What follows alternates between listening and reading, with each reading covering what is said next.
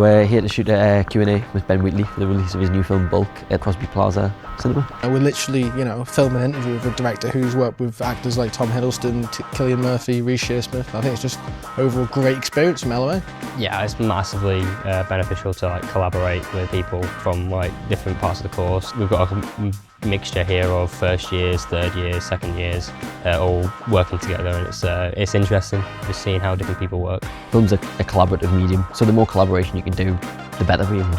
I'm just interested to see how somebody who's in his position in the industry, what's kind of going on in his head, and see what I can take on board from that. Maybe just some insight into how he works as a filmmaker and maybe what inspires him and how he goes about with the creative process, I'd say. It's always good to just soak up as much information as possible. It's just great, it's exactly what you need. Just more experience, teaches you better, gives you more help in the industry in future.